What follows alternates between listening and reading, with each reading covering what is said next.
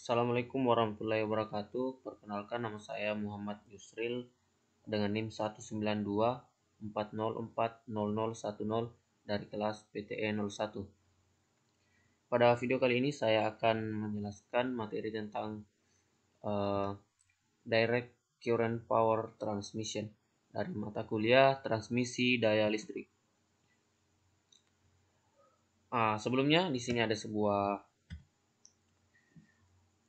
kata-kata motivasi dalam hidup dari Marilyn Monroe, seorang aktris dari Amerika Serikat, yang mengatakan, "Teruslah tersenyum karena hidup adalah hal yang indah dan ada banyak hal untuk disyukuri." Nah, baiklah, terlebih dahulu di sini ada pendahuluan.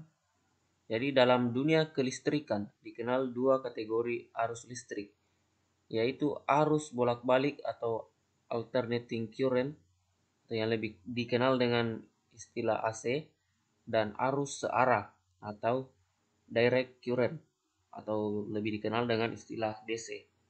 Oleh karena itu, berdasarkan jenis arus listrik yang mengalir di saluran transmisi, maka saluran transmisi terdiri dari transmisi AC dan transmisi DC.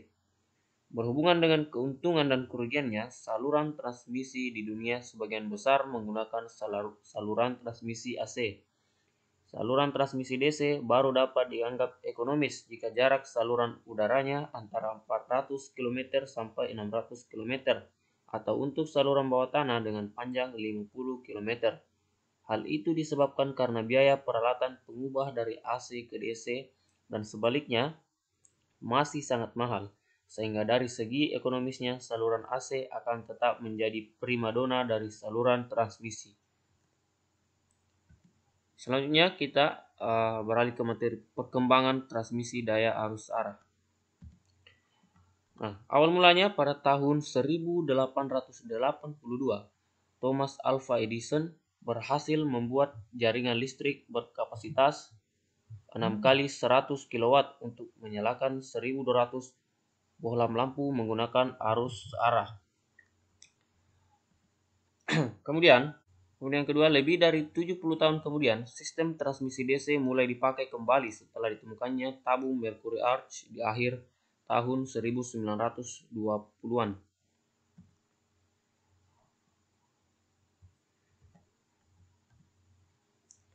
Dan proyek komersil pertama itu pertama kali dibangun tahun 1950 menggunakan kabel laut untuk menghubungkan Swedia dengan Pulau Gotland dengan kapasitas 20 MW pada tegangan 100 kV. Nah, dari teknologi tabung Mercury Arch yang ditemukan di akhir tahun 1920-an itu hanya bertahan sekitar 20 tahun sampai ditemukannya tristor pada sekitar tahun 1970. Tristor ini yang menjadi dasar perkembangan pesat dari teknologi transmisi daya arus arah karena bisa dibuat untuk keperluan daya besar. Selanjutnya, terdapat pemanfaatan transmisi daya arus searah. Jadi, penggunaan sistem transmisi arus bolak-balik yang sudah menyeluruh memang memberikan keuntungan harga yang lebih kompetitif karena pasar dan produsen sudah sama-sama mapan dibandingkan dengan transmisi arus searah yang masih relatif lebih sedikit pemakainya. Namun sistem transmisi daya arus searah akan dipandang lebih menguntungkan dibandingkan sistem AC pada beberapa aplikasi tertentu. Selanjutnya, keuntungan utama transmisi arus searah. Yang pertama, jika biaya yang besar untuk stasiun-stasiun konverter tidak diperhitungkan, saluran-saluran udara dan kabel DC lebih murah daripada saluran-saluran udara dan kabel-kabel AC.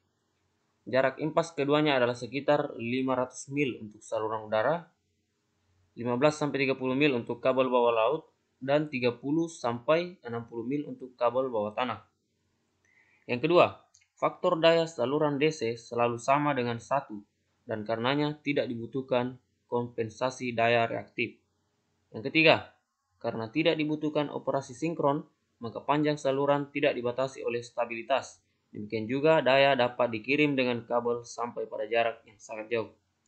Yang keempat, rugi saluran DC lebih kecil daripada saluran AC untuk saluran yang sebanding. Kemudian di sini terdapat beberapa juga kerugian transmisi arus arah.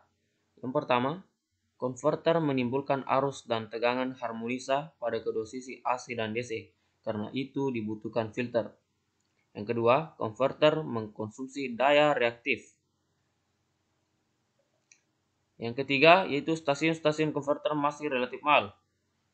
Yang keempat, circuit breaker DC mempunyai kerugian-kerugian dibanding circuit breaker AC sebab arus DC tidak menurun ke titik 0 dua kali setiap siklus seperti pada arus AC.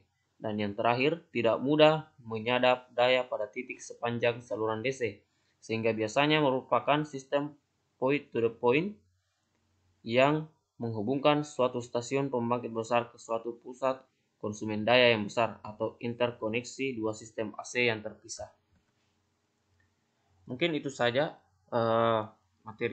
sedikit materi dari saya, kurang lebihnya mohon dimaafkan. Sekian, wassalamualaikum warahmatullahi wabarakatuh.